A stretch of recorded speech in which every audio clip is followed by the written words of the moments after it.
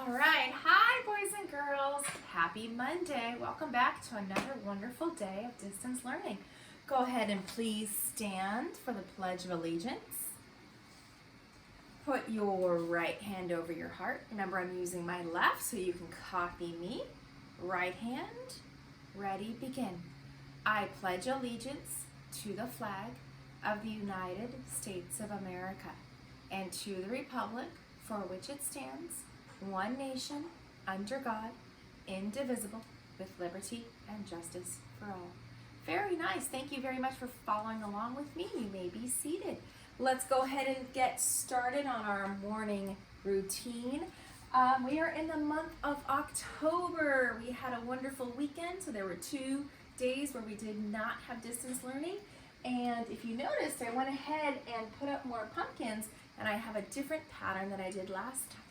So today is going to be Monday, October 5th, 2020. And that's kind of a tricky word. We say fifth with that thumb, that TH sound at the end of the word.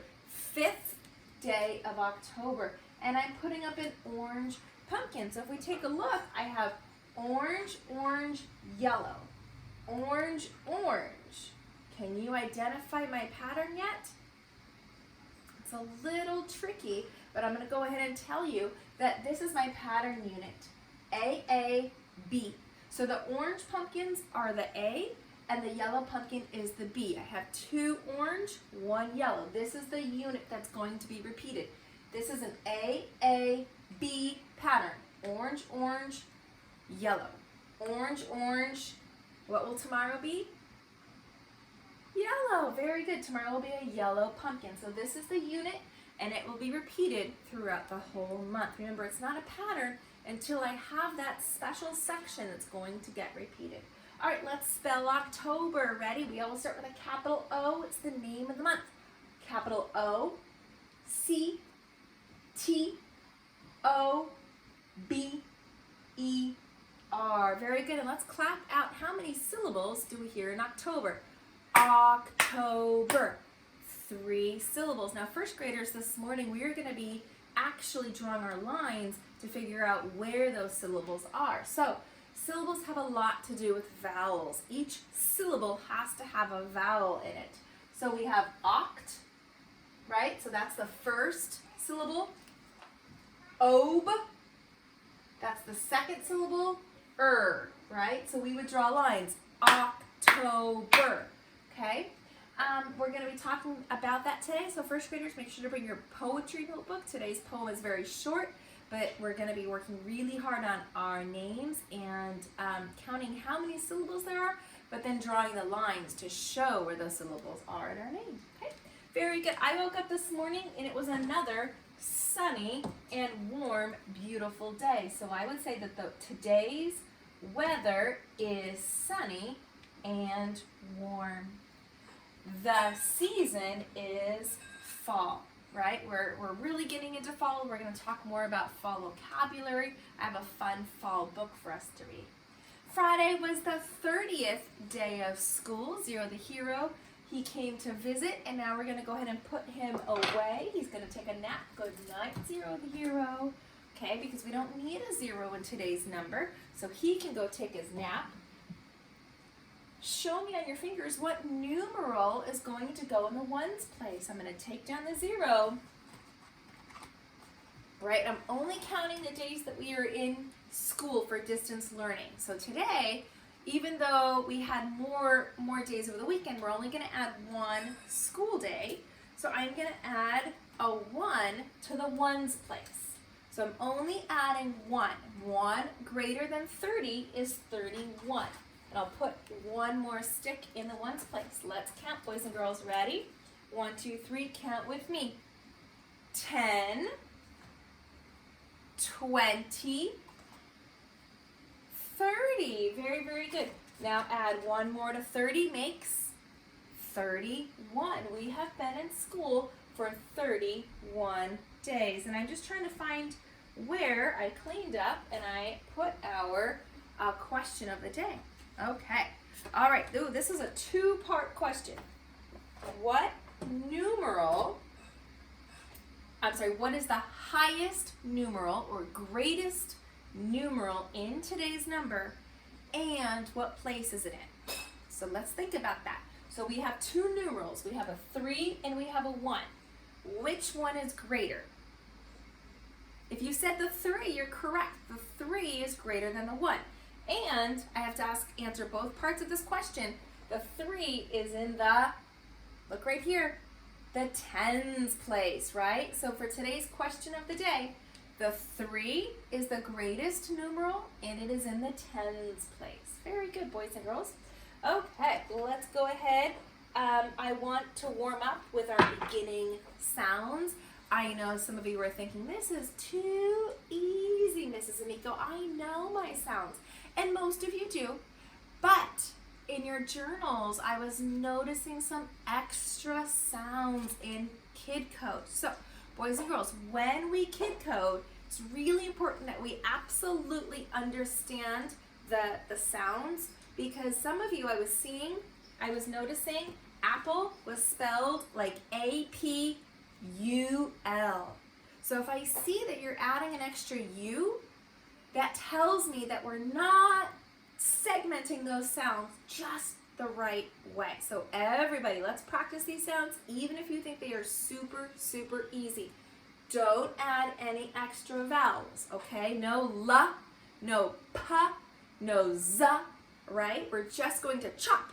Remember, swish and chop, those beginning sounds. So if we have a key, right? So if we chop the beginning sound, we would just say k, not ka, right? It's not a ka-e, it's a k-e, key. So just chop that beginning sound. K. Very good. Pencil. It's almost like you can't even hear me. It's just a puff of air. So for letters P and H, the air does the work, not your throat. Good. Queen. Quo, quo. Good. And this one, it's actually okay to add a little bit of the because Q, except for one word, is always going to have letter U next to it. Lamp. What's the beginning sound of lamp? Oh, your lips are not opening like this. La. If you find that you're opening your mouth, you're adding an extra vowel. Oh, good. Octopus. Ah. Vowels, those are the letters where we really open our mouths nice and wide. The consonants are not going to be like that. Monkey. Mmm. Good. Not ma. Just mmm. Excellent. Nest. Mmm. Good. Another thing, boys and girls, when we're doing our sounds, just say the sound one time. Sometimes when I'm reading with you or I'm listening to you on Seesaw, I'm hearing this na, na, na, na. And it's hard because as you want to make the next sound, your mouth has to open up. But I just want to hear one time. And then that's it. Okay, if you run out of air and you can't make the sound anymore, that's okay. Stop. But don't do this. Na, na, na. Because then you're kind of training your mouth to add that extra U. Because you have to take a breath to say the next sound. So just and that's it. One time. Vacuum. Good. Good. Okay, this is a vowel. Egg. Eh. Eh. Your mouth is nice and wide open. Eh. Good. Umbrella. Ah. Very good. Igloo. Eh. Excellent. Jar. This is another one where I hear the j. Just j. J. Your lips are staying closed. If you notice that your lips are getting big, you're mispronouncing the sound. J. And this is one, parents, you will often see J-U in your child's writing because they're adding the okay? Hat. Again, let the air do the work.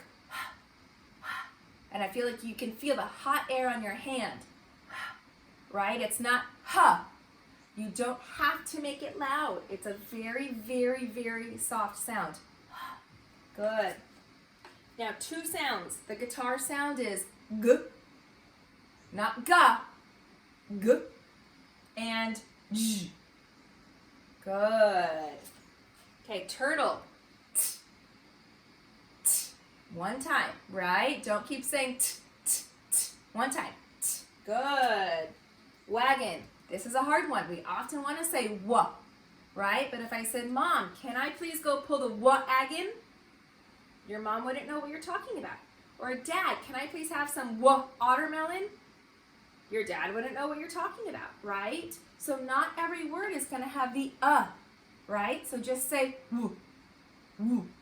wagon, watermelon, right? Good job. Okay, we're going to do y. Good. Not ya, just y. Keep your lips still. Good. And then ending sound for box. X, x. Very good.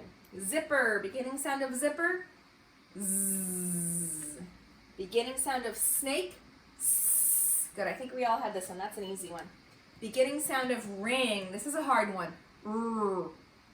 Okay, freeze your lips. If you find that your lips are doing this or r, if you feel like your mouth is opening and closing, you're mispronouncing the sound. Your lips are frozen.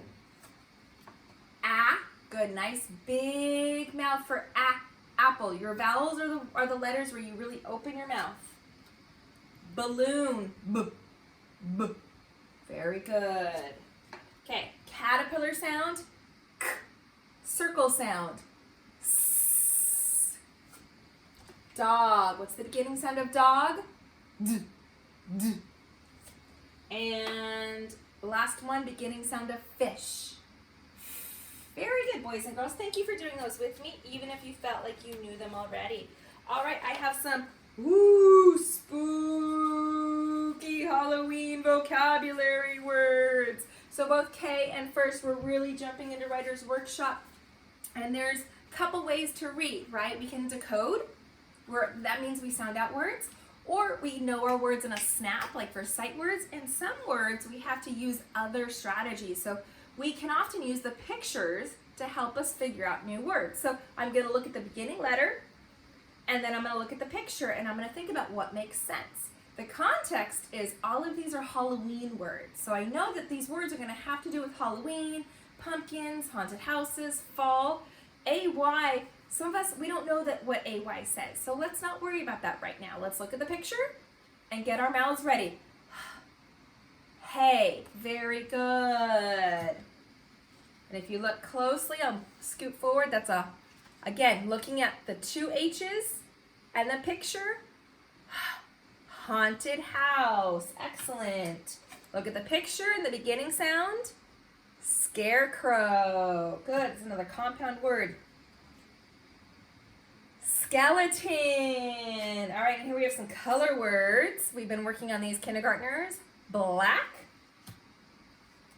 And another Halloween color word, orange. And you might be allowed to eat lots of candy. This is a cool word. Does anyone know this word? Look at the picture. Some people might say pot, but if I listen, pot, this starts with letter C, so I know it's not pot. This is the word cauldron. Say cauldron. It's like a pot, but it's much bigger. Another word for cauldron might be a vat. Okay, we know this one. Spider. And this one has a color word in front of this word. Black cat. Good. Okay, now this one's a little bit tricky. I'm going to look at this picture, and you might say nut, but nut starts with nut, and I see letter A. And you might be trying to think right? There's another reading strategy called flip the sound. I know that A makes two sounds. So I don't know what that picture could be that begins with Let's try long A. A. Yeah, it's an acorn. An acorn looks like a nut and begins with letter A. And then we know this one from last month, apple. Good. Notice there's no U in the spelling for apple. Good. And this is actually one we can sound out. B-at. bat. This one, you're looking at the thing that's behind the spider, so spider web. And the holiday that's at the very end of the month, Halloween. And we're gonna see lots of fall trees. Now this is a blend, TR, so you might wanna look at this sound, tr, and then look at the picture, tree. Leaves, excellent. Oh, and this one, Friday, if you join me for an optional Zoom, we're gonna make a candy corn art project with our tissue paper. Okay, some people really like candy corn. I don't like candy corn, but I do like the colors. Candy corn. And then we're gonna learn about how a pumpkin grows and changes in just a bit. And if you got to see the moon last night, it was a full harvest moon. It actually looked orange. It was really cool, boys and girls. Ooh, another word for scary could be spooky. And here's a picture of a make-believe character that starts with letter V. Vampire. And if you go door to door and ask for candy, that's called trick or treating, okay? And last but not least, you might need one of these in the fall. Not really in California, but every once in a while it rains and you might need an umbrella. So we have lots and lots of wonderful fall vocabulary words that we can use in our writing, and they might come up in our story. So let's go ahead and take a look at our morning message. Let's look here. All right, I'm gonna move my camera so we can really see it. Excellent, okay. All right, boys and girls, ABC, read the date with me. October 5th, 2020. Hello, I love pumpkins! Exclamation mark. Do you know how a pumpkin grows and changes? Let's find out. Love, Mrs. Amico, okay? So I do love pumpkins. I like pumpkins more than I like apples. Pumpkins come in all different shapes and sizes and colors and varieties. We can eat them, we can make pie with them, we can eat the seeds. I grow pumpkins in my own backyard year round. My chickens love to eat pumpkins, and they also like to eat the leaves. Okay? So our story for this morning I have is called Pumpkin, written by Jeannie Titherton. Now, even though this story has very clear illustrations in it, this is a story that's actually going to be giving us information about how a pumpkin grows. So this is what we would call realistic fiction. It's a story of a little boy and his pumpkin, and although it didn't really happen, it definitely could. Okay? So let's read and find out how a pumpkin grows and changes. Pumpkin, pumpkin. Jamie planted a pumpkin seed. Give me a thumbs up if you've ever planted a seed. I know we have lots of friends who plant in their backyard. Definitely if you were in kindergarten last year, first graders, you should have planted last year in kindergarten, or sometimes we just plant for fun, right? If you're done eating a piece of fruit and it's okay with mom and dad, you might be able to go and plant it in your backyard and watch it grow. And the pumpkin seed grew a pumpkin sprout. So the very, very first leaves that start to grow, that's called the sprout. What is it called? The sprout. Excellent. And the pumpkin sprout grew a pumpkin plant. So soon the pumpkin will have some big, big leaves, and they're actually kind of yucky to touch. They're not smooth. So I like to grow pumpkins too because I grow pumpkins over like my tomato plants and other things, and critters don't like those pumpkin plants, so they won't go near them. So it kind of makes a nice like protective barrier for other fruits and vegetables. And the pumpkin plant grew a pumpkin flower. Remember, all fruit starts as a flower, and so pumpkin flowers are usually this really bright yellow color to attract bees and other insects. And the pumpkin flower grew a pumpkin. But what color is the pumpkin? It's not orange. If you said green, you're right. All pumpkins start out as green, and they're green because they need to tell other creatures, hey, don't eat me yet, I'm not ripe. They want to wait because they want their seeds to be spread. So if you eat a pumpkin while it's still green, the seeds won't make a new plant. So it's green to say to nature, hey, don't eat me yet. And then the pumpkin grew. And so now it's getting big. I like how there's a little frog. The pumpkin is turning orange, and that means it's getting ripe. And grew. And grew. And this is the same illustration from the cover. Now the little boy is sitting on top of the pumpkin. It's so big. Until Jamie picked it.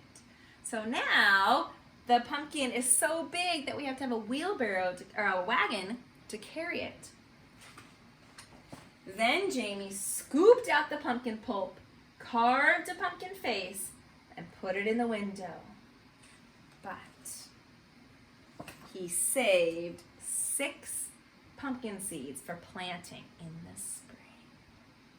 Okay, so pumpkins, we're going to talk a lot more about this. Before we do, I wanted to go over a couple other vocabulary words that I think are really, really big. If we look on page, this is my favorite page, where he has to carry the pumpkin in a wagon because it is so big. But big, that's kind of a preschool word, right? We can use better vocabulary. So I have this word right here. Can anyone read this word? It's a long E word, enormous. So enormous means like bigger than big, like way bigger than you could have ever imagined. So we often would say that an elephant is enormous because an elephant is one of the largest animals in the world. So instead of just saying that pumpkin was big, we could have said that pumpkin was enormous. And that's just more descriptive language, okay? The other thing that I really liked about this story, and kind of in life, pumpkins take a really long time to plant. So if you wanted to go plant one right now, it would not grow by Halloween. It takes 4 to 6 months. This pumpkin probably took like 7 months to grow that size. So this takes a lot of patience. So one of the things I like about this story is that the main character was very patient. Patient means that you are calmly and gently waiting for something to happen. So in this photo, we have some children who are in line for a balloon, and the children that are in line behind this little boy, they are being very patient. Do you see how they're not pushing? They're not whining. They're not trying to get up front. They're waiting their turn nicely and calmly. They're not getting upset. So patient is just one of those skills that we have to just practice. And gardening teaches us how to be patient because there's nothing you can do to rush this process. Pumpkins take a long time to grow. Apples take even longer, actually. Apples can take up to like 10 years, okay? All right, boys and girls, so we're going to continue to talk about pumpkins all this week, and I can't wait to see you on Zoom this morning.